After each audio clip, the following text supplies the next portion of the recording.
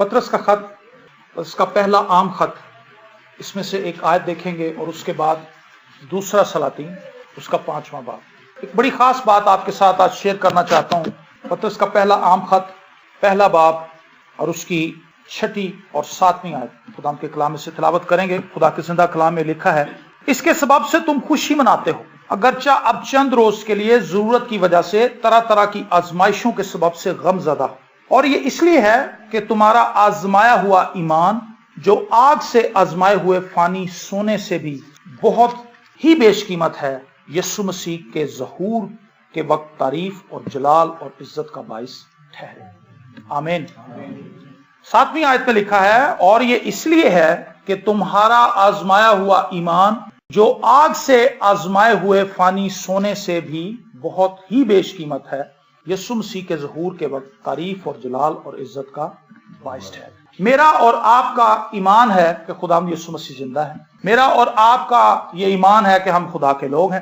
میرا اور آپ کا یہ ایمان ہے کہ خداوند یسوع مسیح نے ہم سب کو اپنے خون سے خریدا ہے۔ میرا اور آپ کا یہ ایمان ہے کہ یسوع مسیح کے خون بہانے کے سبب سے ہم ابدی زندگی کو حاصل کر چکے ہیں۔ لیکن ان تمام باتوں کو اٹیسٹ کرنے کے لیے آزمائشوں میں سے گزرنا ضرور ہے، اور پطرس اس کی جو مثال دیتا ہے، سونے کے ساتھ ہمارے ایمان کو تشبیہ دیتا ہے۔ سونے کو جب پیوریفائی کیا جاتا ہے، جب اس کو صاف کیا جاتا ہے، اس کے اندر سے میل کو، کثافتوں کو نکالا جاتا ہے، تو اس کو آگ کے ذریعے سے خالص بنایا جاتا ہے۔ نیچے آگ جلائی جاتی ہے اور سونے کو اس پہ رکھ دیا جاتا ہے ایک چھوٹے سے برتن میں، اور آگ جب جلتی ہے تو پھر ساری کثافتیں طے پر آ جاتی ہیں، اور سونار جو ہے وہ اس کو اوپر سے اتار لیتا ہے، نتھار لیتا ہے، اور آہستہ آہستہ سونا جو ہے وہ پیوریفائی ہونا شروع ہو جاتا ہے۔ اسی طرح ایک ایماندار اتنی دیر تک مسیح میں مضبوط نہیں ہوتا جب تک وہ آزمائشوں میں سے نہ گزرے، جب تک اس کی زندگی کے اندر کرائسس نہ ہو۔ میں آپ کو یہ بات بڑے وثوق سے کہہ سکتا ہوں، دعوے سے کہہ سکتا ہوں، ہم جس دنیا میں رہ رہے ہیں، مسیحی ہوتے ہوئے، مسیح پر ایمان رکھتے ہوئے بھی، یہ ایک ٹوٹی پھوٹی دنیا ہے، ابتری کا شکار ہے۔ اگر گھرانوں کے اندر دیکھیں تو ضروریات زندگی اتنی وافر مقدار میں موجود نہیں ہے، رشتے صحیح طریقے سے کام نہیں کر رہے، میاں بیوی کے رشتے کے اندر کلیش ہے، باپ بیٹے کے رشتے کے اندر کلیش ہے، ساس بہو کے رشتے کے اندر کلیش ہے، اور جو سمدھی بن جاتے ہیں گھرانے ایک دوسرے کے سمدھیانے میں آ جاتے ہیں، ان کے اندر کلیشز ہیں، ایک دوسرے کو دیکھنا پسند نہیں کرتے، ایک دوسرے سے بات نہیں کرتے، قوموں کے درمیان کلیشز ہیں، اداروں کے درمیان کلیشز ہیں، سرکاری ادارے ایک دوسرے سے گتھم گتھا ہیں، اور یہ تمام مسائل اس بات کا ہمیں یقین دلاتے ہیں کہ ہم ایک ایسی دنیا میں رہتے ہیں جو بے پناہ ابتری کا شکار ہے۔ لیکن اس ابتری سے بھری ہوئی دنیا کے اندر ایک ایماندار جو خدا پر توکل رکھتا ہے، کیا وہ بھی ابتری کا شکار ہوگا؟ سوال یہ ہے۔ آج بہت سے ایماندار جب خدا کی طرف آ جاتے ہیں، وہ لوگ جو خدا کو قبول کر لیتے ہیں، خدا یسوع مسیح کے پاس آ جاتے ہیں، وہ ہم سے کویسچن کرتے ہیں کہ سر، ہم دعا نہیں کرتے تھے، کلام نہیں پڑھتے تھے، خدا کو نہیں جانتے تھے، ہماری زندگی ایسی ہی تھی، اب ہم مسیح میں آ گئے ہیں، چرچ بھی آتے ہیں، ریگولر دعا بھی کرتے ہیں، کلام بھی پڑھتے ہیں، پرستش بھی کرتے ہیں، روزے بھی رکھتے ہیں، گیت بھی گاتے ہیں، تب بھی حالات ویسے ہی۔ تو فرق کیا ہے؟ آپ ہمیں یہ ذرا سمجھائیں، ہمیں یہ بتائیں کہ ہماری مشکلات کیسے حل ہوں گی، ہمارے مسائل کیسے حل ہوں گے؟ تو ہم انہیں ایک سادہ سا جواب دیتے ہیں کہ آپ کی مشکلات میں پہلے آپ اکیلے تھے، لیکن اب آپ کی مشکلات میں یسوع آپ کے ساتھ ہے۔ ایک بڑا فرق ہے، ہیوج ڈفرنس دونوں حالتوں کے اندر، یسوع کے بغیر اور یسوع کے ساتھ۔ آپ اپنی زندگی کو 2 حصوں میں ڈیوائیڈ کریں، without Jesus and with Jesus. یسوع کے بغیر میں کیا تھا؟ جب میرے پہ مسائل آتے تھے تو میں کیا کرتا تھا؟ اب جب میری زندگی کے اندر طوفان برپا ہوتے ہیں، مسائل آتے ہیں، تو میں کیا کرتا ہوں؟ تو میں آج اس بات پر آپ کو ابھاروں گا، اس بات کے لیے آپ کو تعلیم بھی دوں گا کہ کس طور سے مصیبتوں کے اندر ہم نے کھڑے رہنا ہے۔ خدا چاہتا ہے کہ مصیبتوں کے اندر رہیں۔ ڈاکٹر بلی گراہم کہتے ہیں کہ میں نے پوری دنیا کے اندر ٹریول کیا ہے، 6 بر اعظموں کے اندر میں نے پتہ نہیں کتنی دفعہ چکر کاٹا ہے، اور ظاہر سی بات ہے ایک بر اعظم سے دوسرے بر اعظم میں جانے کے لیے، امریکہ سے آسٹریلیا جانے کے لیے آپ کو جہاز کے اندر ہی جانا پڑے گا۔ یہاں آپ بحری جہاز میں جائیں گے، بحری جہاز کا تو اب آپ سمجھ لیں کہ وہ صرف سامان لانے لے جانے کا رہ گیا ہے، ورنہ اتنا ٹائم لگ جاتا ہے، کسی کے پاس اتنا ٹائم نہیں ہے کہ وہ 1 مہینے کے لیے بحری جہاز میں ہی بیٹھا رہے کہ اس نے آسٹریلیا سے امریکہ جانا ہے۔ آج ہوائی جہاز کا استعمال ہوتا ہے، تو وہ کہتا ہے کہ ہوائی جہاز میں نے دیکھا کہ جب ایئر پاکٹس آتی ہیں اور طوفان آ جاتے ہیں اور جہاز ایسے سے ہلتا ہے، تو وہ کہتا ہے کہ میں نے اس وقت لوگوں کو زیادہ دعا کرتے ہوئے دیکھا تو وہ کہتا ہے میں نے یہ چیز تجربے سے معلوم کیا ہے کہ مشکلات کا ہماری زندگی میں رہنا ضرور ہے تاکہ ہم خدا کے ساتھ جڑے رہیں۔ اگر مشکلات ہماری لائف سے ہٹا دی جائیں گی، اگر پریشانیاں ہماری زندگی سے ہٹا دی جائیں گی، اگر ہماری زندگی سے تمام کانٹے نکال دیے جائیں گے تو ہم اتنے ایزی ہو جائیں گے کہ ہم دعا بھی نہیں کریں گے، ہم کلام بھی نہیں پڑھیں گے، ہم پرستش بھی نہیں کریں گے، ہم خدا کی حضوری میں اس کے چرچ کے اندر بھی نہیں آئیں گے، اس کے لوگوں کے ساتھ رفاقت بھی نہیں رکھیں گے، ہم کلام کو سیکھنے کی جستجو بھی اپنے اندر پیدا نہیں کریں گے، کیونکہ سب کچھ ایزی ہے۔ لیکن خدا جان بوجھ کر ہماری زندگی کے اندر یہ مسائل رہنے دیتا ہے۔ اس کا یہ بھی مطلب نہیں کہ خدا ہمیں دکھی دیکھنا چاہتا ہے، نہیں، نیور، کبھی ایسا نہیں ہے۔ خدا ہمیں سکھی دیکھنا چاہتا ہے، لیکن اس سے بھی زیادہ ضروری خدا کو جو چیز ہمارے لیے قابل قبول ہے وہ یہ کہ خدا ہماری تربیت کرے۔ تو میں نے ایک چیز دیکھی کہ ایماندار ہوتے ہوئے ہمارا سٹینڈرڈ بہت بلند ہونا چاہیے۔ یہ مصائب آپ کی جان نہیں چھوڑیں گے، یہ میرے سے لکھوا لیں۔ اگر کوئی پریچر آپ کو کہتا ہے ہم یہاں سے اب یہی منادی کرتے ہیں، اب لوگوں کو یہ بتاتے ہیں کہ یار یہ مسائل آپ کے ساتھ رہیں گے، آپ ایک مشکل سے نکل آئیں گے دوسری سامنے آ جائے گی۔ پہلے یہ فکر تھی کہ بیٹی کا رشتہ نہیں ہو رہا، بیٹی کی شادی ہو گئی، بڑے خوش ہوئے، اس کے بعد بیٹی نے آگے بتایا کہ وہ تو ماردہ بڑا نئی ٹینشن کھڑی ہوگی، وہ تو بڑے سخت لوگ ہیں، وہ تو مجھے کہیں آنے جانے نہیں دیتے، پوچھتے ہیں کہ کہاں جاؤ گی، کتنے بجے آؤ گی واپس۔ وہ مسائل کھڑے کرنے میری امی جی۔ پہلے ماں کو یہ پریشانی تھی کہ بیٹی کا رشتہ نہیں ہو رہا، ایک مشکل سے جان چھٹی تو دوسری مشکل سامنے آ گئی کہ سسرالیے بڑے ٹائٹ ٹکر گئے، اس کے بعد کوئی اور مسئلہ ہو جائے گا۔ مسائل چلتے رہیں گے، شکل بدلتی رہے گی مشکلات کی، عمر کے مختلف حصوں میں آپ کی مشکلات فرق ہوں گی۔ کماری حالت میں ہے مشکلات اور ہیں، شادی شدہ ہو جائیں گے مشکلات اور ہو جائیں گی، بچوں والے ہو جائیں گے مشکلات اور ہو جائیں گی، بچوں کے بچے ہو جائیں گے تو مشکلات اور فرق ہو جائیں گی۔ مشکلات اپنی جگہ پر رہیں گی، لیکن ان تمام مشکلات میں خدا ہمیں اکیلا نہیں چھوڑے گا۔ خوشی کی بات یہ ہے، شادمانی کی بات یہ ہے کہ ان تمام مصائب کے اندر، ان پریشانیوں کے اندر، بچے نافرمان ہیں، خدا ہمارے ساتھ، خدا نہیں چھوڑے گا۔ بچے چھوڑ جائیں گے کوئی بات نہیں، ماں باپ پر ہم تکیہ کرتے ہیں کہ یار میری ماں میرے نال ہے نا، میں نے کچھ نہیں ہو سکتا، ماں بھی مر جائے گی، باپ بھی مر جائے گا، رشتے ناتے بھی چھوٹتے چلے جائیں گے، لیکن خدا آپ کو نہیں چھوڑے گا۔ یہ کتنی خوشی کی بات ہے، ہاللیلویا۔ سو مجھے اس بات کو پریچ کرتے ہوئے خوشی محسوس ہو رہی ہے کہ ان تمام مشکلات کے اندر ہمارے پاس ایک ایسی سورس موجود ہے جس پر ہم تکیہ کر سکتے ہیں۔ میں آپ کو آج ایک ایسی لڑکی کے بارے میں بتانا چاہتا ہوں جو بائبل مقدس کا اتنا مشہور، بہت مشہور کریکٹر نہیں ہے، گمشدہ یہ شخصیات ہیں جنہیں بائبل مقدس کے اندر بہت کم پریچ کیا جاتا ہے۔ میں نے اس لڑکی کو دیکھا کہ بدترین حالت کے اندر اس نے اپنے ایمان کو کس طرح محفوظ رکھا ہے۔ آج ہم نے دیکھا کہ لوگ آتے ہیں، وہ کہتے ہیں جی خدا ہمیں برکت دینے والا ہے، آپ دعا کریں پائے صاحب ہمارے پاس بیٹا ہی ہو۔ ہم کہتے ہیں اچھا جی ہم دعا کرتے ہیں خدا نے بیٹا دے دے، بیٹی ہو جاتی، کہنا میں نہیں چرچ آنا۔ کتنا چھوٹا لیول ہے ہمارے ایمان کا۔ بے شمار گوائیاں ایسی ہمارے پاس۔ ہم نے کہا بھائی آپ تو بڑے ریگولر تھے، آپ نہیں آ رہے، کہتا جی خدا نے میری بات نہیں مانی، میں نے بیٹا مانگا تھا خدا نے بیٹی دے دی ہے، اب ہم چرچ نہیں آئیں گے۔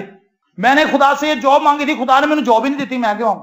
ہمارا ایمان کتنا کمزور ہے، ہمارا اعتقاد کتنا پھیکا ہے، اس کے اندر کوئی ٹیسٹ ہی نہیں ہے۔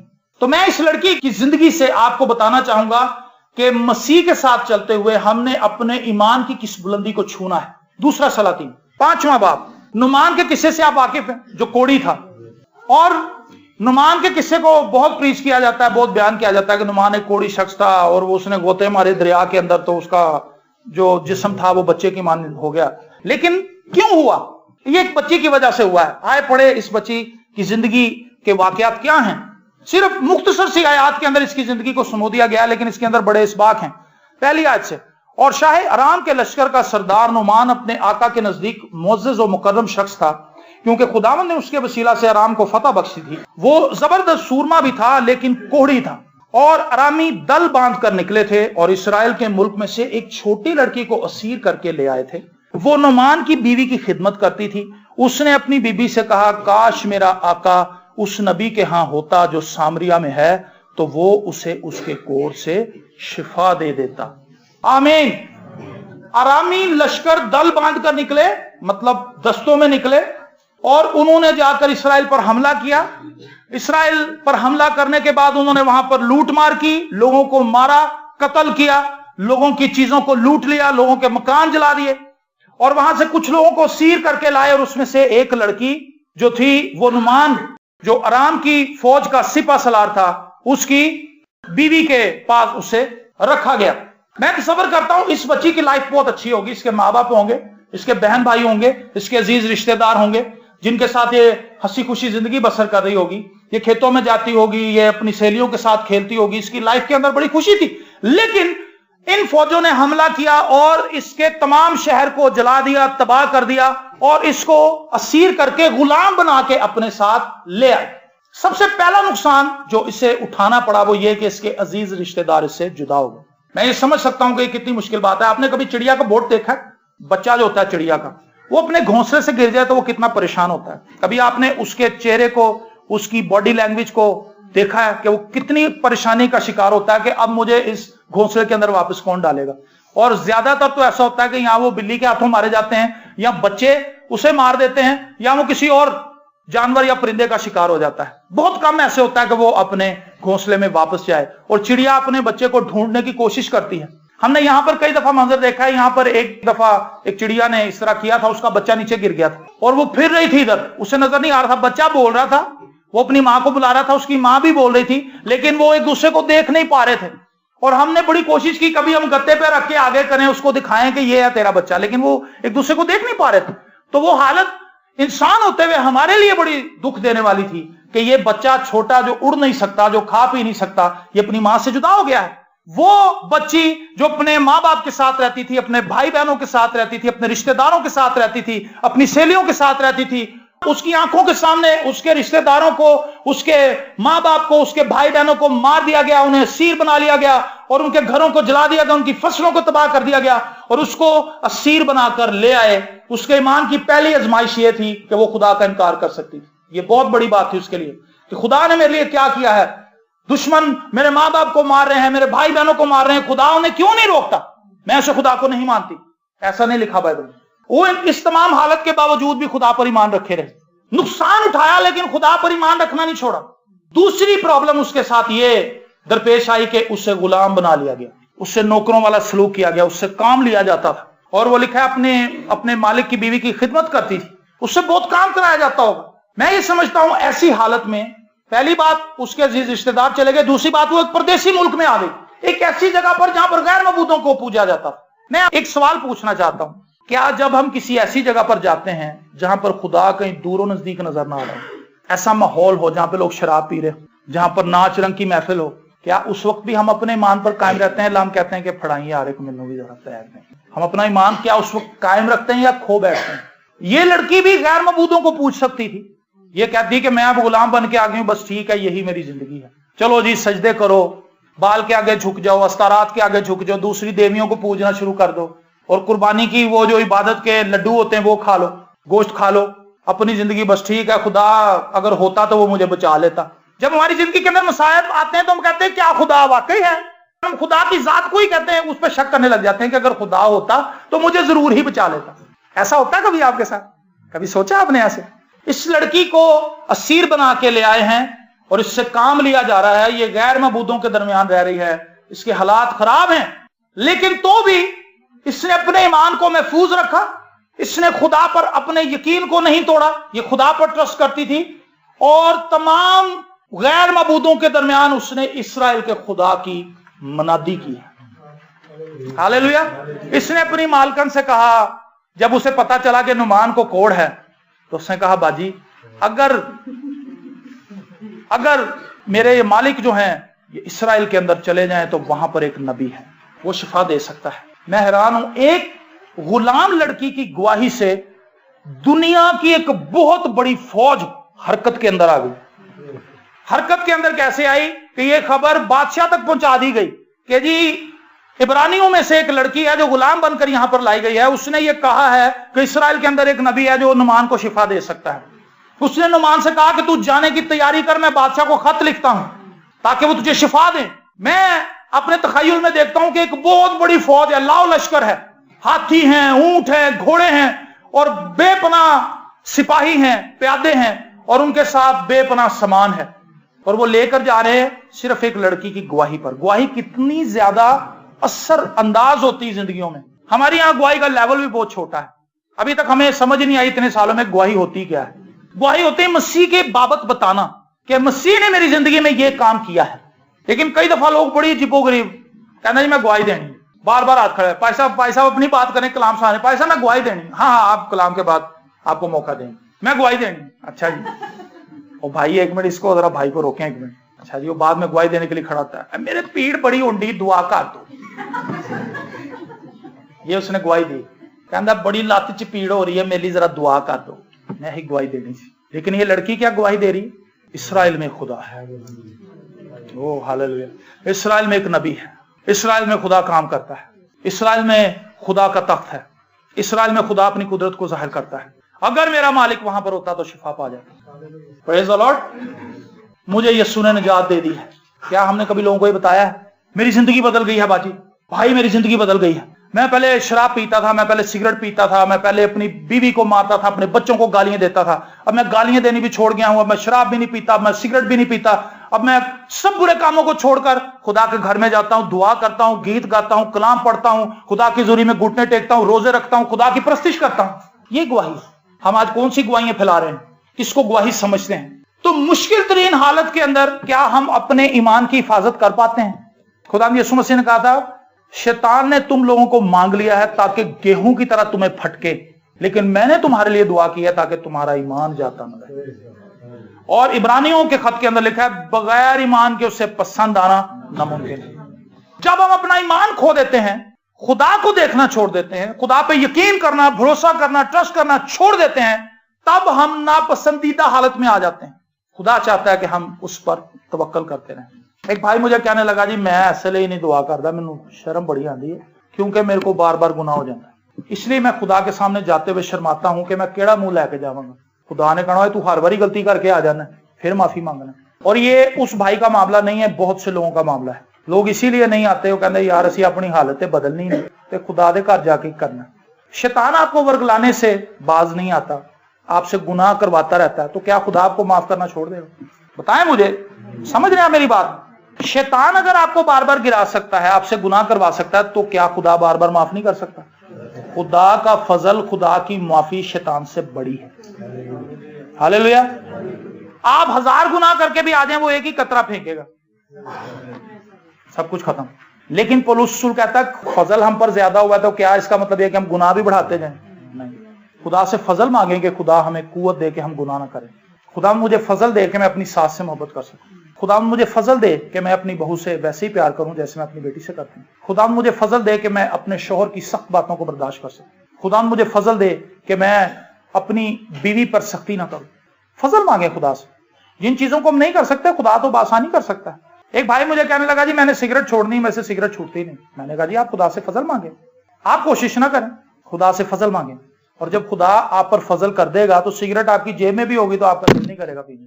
कई लोगों को हमने देखा वो डब्बी ऐसे मरोड़ते हैं, सिर्फ फेंक दे, कहता हूं नहीं पीनी मैं, और फिर जब खोखे के पास खड़े होते हैं सिगरेट दे देने, हालांकि खुश होता है, कहता दही यार 2 से।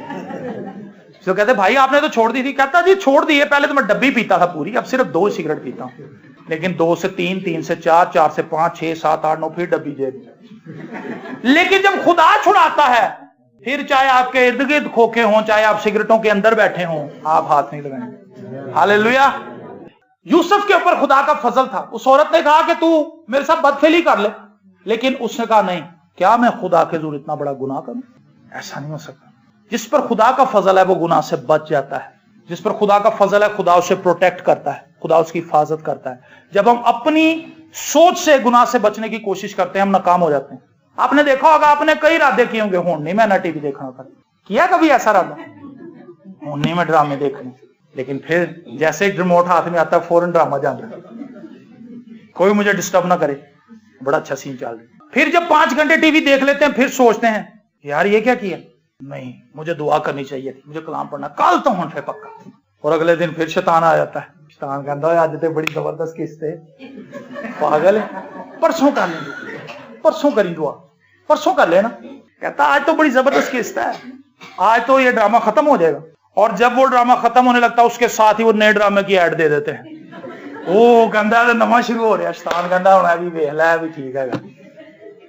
शैतान झूठ बोलता जाता है, हम मानते जाते हैं।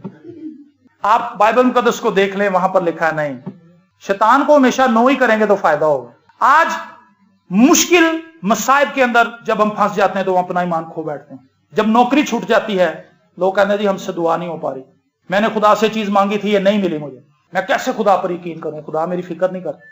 लेकिन वो आपसे ज्यादा आपकी फिक्र करता है। میں نے اس چیز کا اندازہ لگایا کہ مجھے بعد میں پتا چلتا ہے کہ یہ چیز میرے پاس نہیں ہے، خدا کو پہلے پتا ہوتا ہے۔ میں کچن میں اکثر کام نہیں کرتا، مجھے نہیں پتا ہوتا کون کون سی چیزیں ختم ہو رہی ہیں، خدا نو پتا ہوتا۔ خدا دیکھ رہا ہوتا ہے کہ پتی نیچے جا رہی ہے، ہلدی کم ہو رہی ہے، آئل کا ڈبہ خالی ہو رہا ہے، وہ مجھے نہیں پتا ہوتا۔ کئی دفعہ عافیہ مجھے بتاتی بھی نہیں ہے، مجھے نہیں پتا ہوتا، لیکن خدا کو پتا ہے۔ میں آپ کو پچھلے دنوں کی ایک گواہی سناتا ہوں، بڑی مزے کی گواہی۔ مجھے نہیں پتا تھا، عافیہ کچن میں کام کر رہی تھی، اس نے ساری چیزوں کو جب ٹھیک ٹھاک کیا، بوتلوں کو اپنی جگہ پہ واپس لے کے گئی، تو اس نے لسٹ بنائی کہ کافی سودا کم ہے، یہ چیزیں لانے والی ہیں۔ اس نے وہ لسٹ مجھے دینی تھی۔ اس سے پہلے کہ یہ لسٹ مجھے دیتی، نیچے نوک ہوا، دو بچے آئے، ان کے ہاتھ میں ایک تھیلا تھا۔ مجھے نہیں پتا تھا کہ وہ کس سلسلے میں آئے ہیں۔ انہوں نے کہا جی ہمارا دل کر رہا تھا آپ کو ملنے کے لیے، آپ کو دیکھنے کے لیے، ہم آپ کو دیکھنے کے لیے۔ میں نے کہا ویری گڈ، چائے بناؤ بھیا نا، چائے وغیرہ بنائی۔ میں نے دیکھا، میں کہا بھی کوئی شاپنگ کر کے آئے ہو؟ کہتے نہیں جی شاپنگ نہیں، بس ایویں آئے سا۔ میں نے کہا اچھا۔ اور وہ شاپنگ بیگ میں کیا تھا؟ آٹا تھا، چاول تھے، پتی تھی، چنے تھے، چنے کی دال تھی، پتہ نہیں کیا کچھ گروسری کر کے لے۔ انہوں نے کہا جی تاڑے لے۔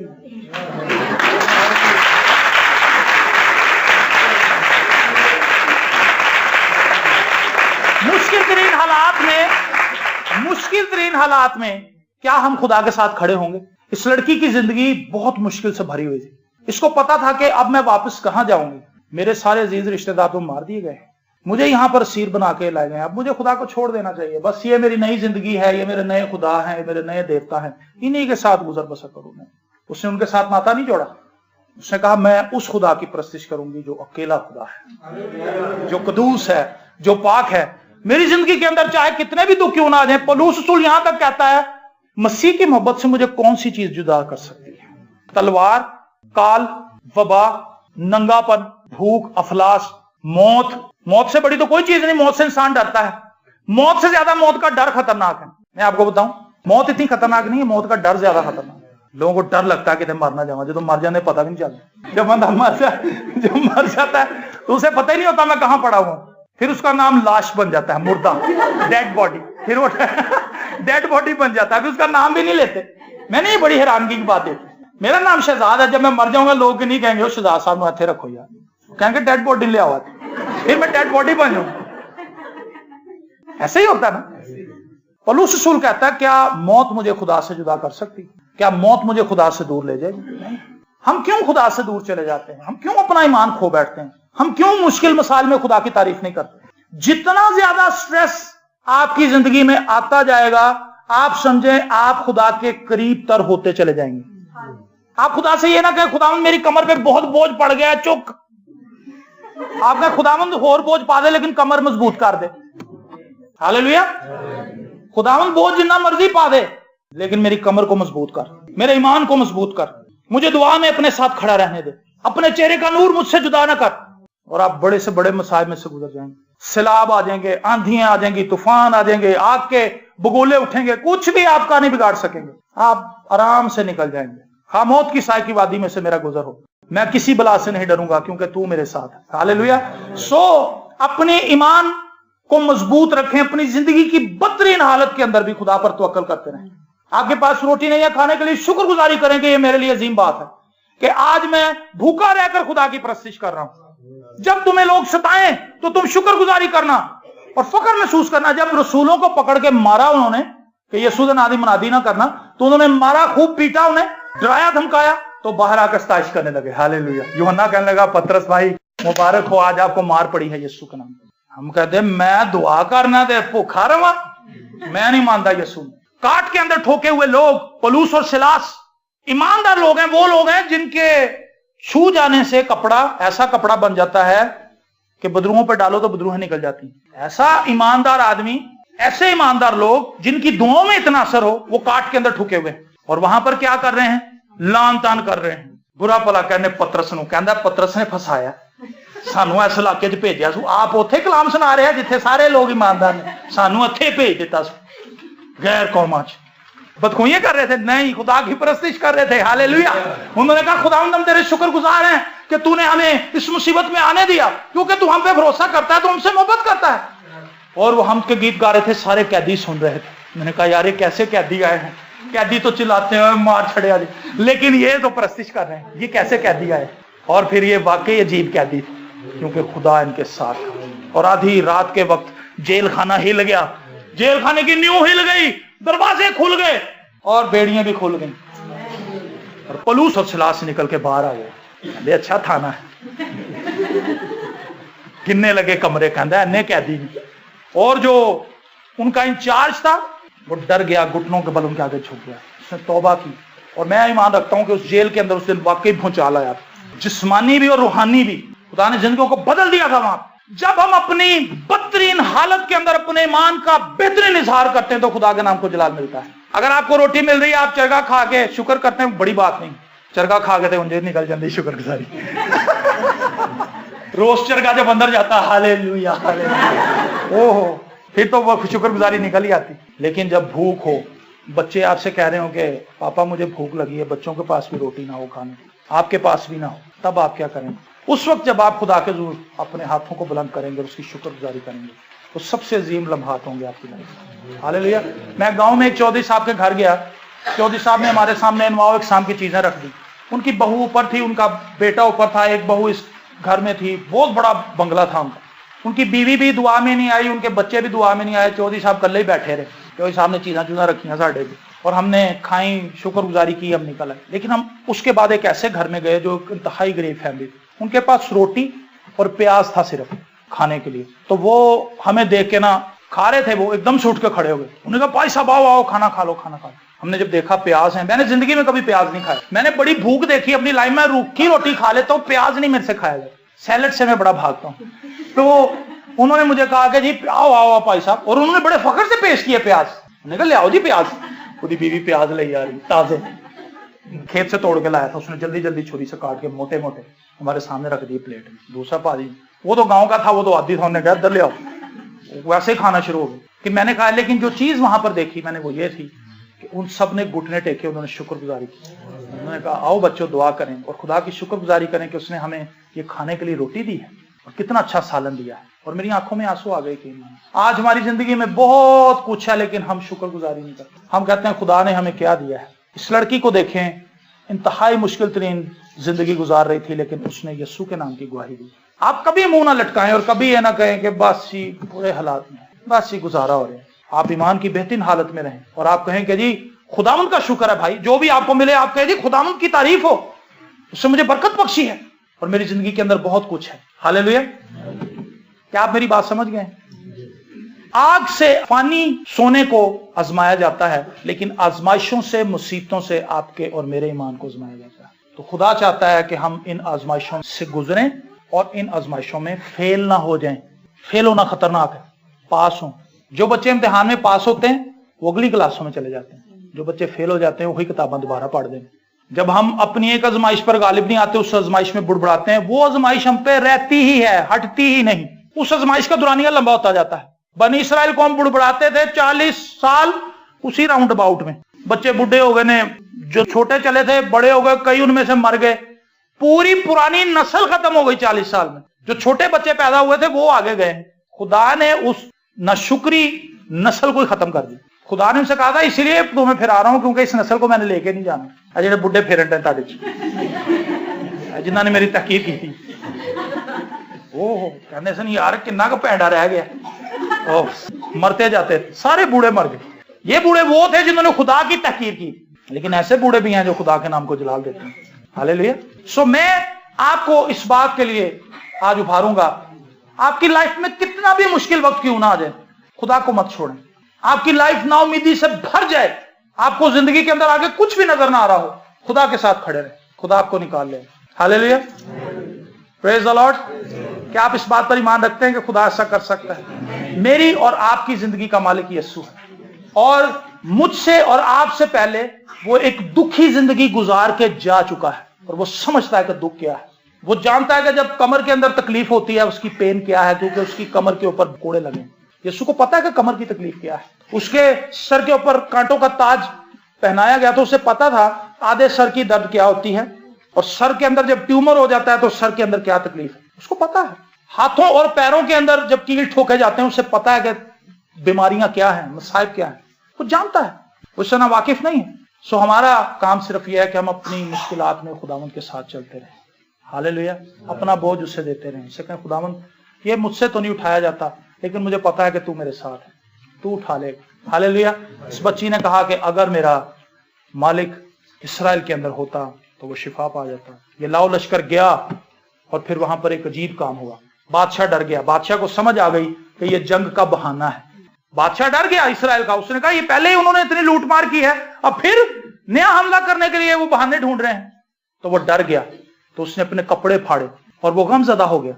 ये खबर नबी तक पहुंच गई, एलीशा तक। उसने बादशाह से कहा तूने अपने कपड़े क्यों फाड़े? नुमान को आने दे इसराइल में, उसे पता लग जाएगा कि इसराइल में एक नबी है, इसराइल में खुदा है। फिर लिखा है कि जब वो आया तो वो उसके मथे भी नहीं लगा। उसने जाके अपने मुलाजिम को कहा इसको कह 7 बार गोता मार ले, और 7 बार उसने गोता मारा तो उसका जिस्म जो है, लिखा है बच्चे की माने साफ हो गया। आपकी गवाही जिंदगियों को हिला सकती है। लिखा है जिसके पास मसीह है उसके पास गवाही है। आपके पास सबसे बड़ी गवाही ये होनी चाहिए कि यीशु मेरी जिंदगी में आया है, मेरी जिंदगी बदल चुकी है। आपको लोगों को बताने की जरूरत नहीं पड़ेगी। लोग कहेंगे यार आते पहले बड़ियां चुगलियां कर दी सी, हाँ तो किसी ने नहीं छड़ दी, तो मुश्किल ही नहीं। ये चीज हैरान करेगी। औरतों के बारे में सबसे हैरान कौन चीज ये है, नाल दे घर दी कोई गल ही नहीं। आज आओ बाजी दुआ करें। Hallelujah hallelujah. आप दुआ करने को हैरान होएगी है। सबसे बड़ी गवाही दे, अपनी पर्सनालिटी को चेंज होता हुआ दिखाएं। इससे ज्यादा कुछ भी नहीं होगा। इससे लोग हैरान होंगे और खुदावंद के पास आएंगे। वो पूछेंगे बाजी आप कहां जाती हैं, कौन से चर्च जाती हैं, आप किस खुदा को मानती हैं? आप उसे बताएंगी कि मेरी जिंदगी में तो जब से यीशु आया है मेरी जिंदगी बदल गई, जब से प्यारा यीशु आया मेरा जीवन बदल गया। आइए अपनी आंखों को बंद करें।